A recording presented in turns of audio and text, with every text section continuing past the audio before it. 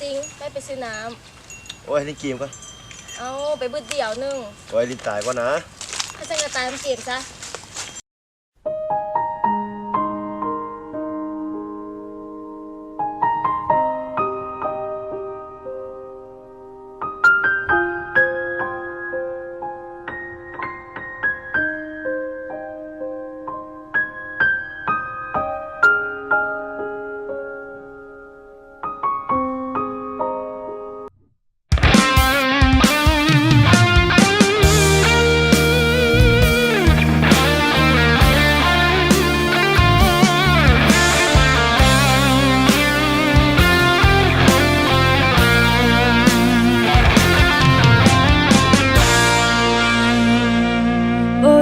ตั้งใจ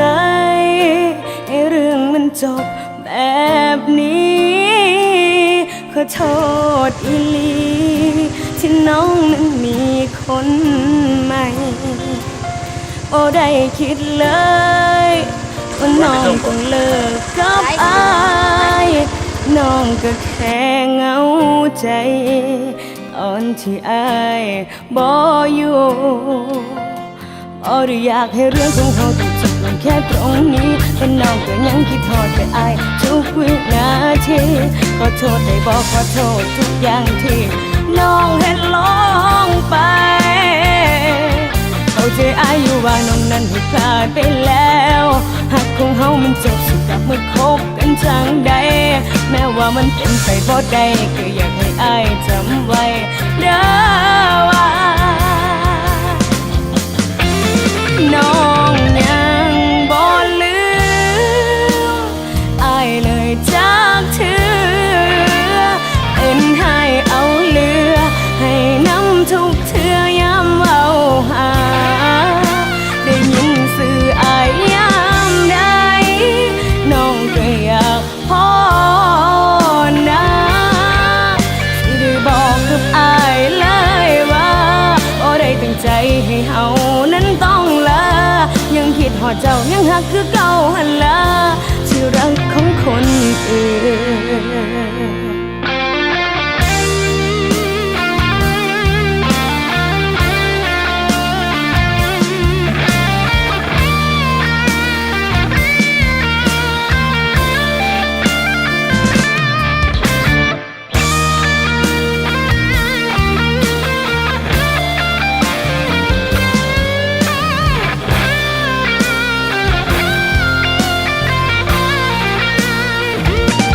บ่ได้อยากให้เรื่องของเราต้องจบลงแค่ตรงนี้และน้องก็ยังคิดทอดแต่อายทุกวินาทีขอโทษได้บอกขอโทษทุกอย่างที่น้องเห็นลงไปเข้าใจอายอยู่ว่าน้องนั้นผิดพลาดไปแล้วหากของเรามันจบสิกลับมาคบกันจังใดแต่ว่ามันเป็นไปบ่ได้ก็อยากให้อายจำไว้เด้อว่าน้องยังบ่ลืมอายเลยจากเธอเอ็นให้เอาเรือให้น้ำทุกเธอยามเอาหาได้ยินสื่ออายยามใดน้องก็อยากพอนะที่ได้บอกกับอายเลยว่าบ่ได้ตั้งใจให้เฮานั้นต้องยังคิดหอดเจ้ายังหักคือเก่าหันละที่รักของคนน้องยังบ่ลืมอายเลยจากเธอเป็นให้เอาเรือให้น้ำทุกเธอยามเอาหาได้ยินสื่ออายยามใดน้องก็อยากขอนะกับอายเลยว่าบ่ได้ตั้งใจให้เฮานั้นต้องลายังคิดหอดเจ้ายังหักคือเก่าหันละที่รักของคนอื่น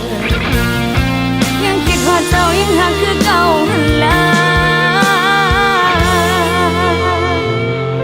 ที่รักของคนอื่น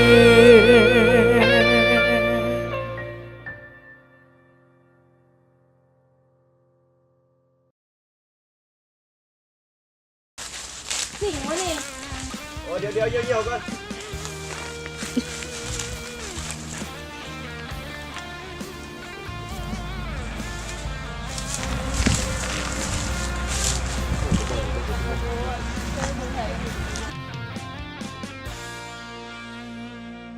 บ่ได้ตั้งใจ จริงมันไทย เป็นผู้ชาย แอบหนีที่รักของคนอื่น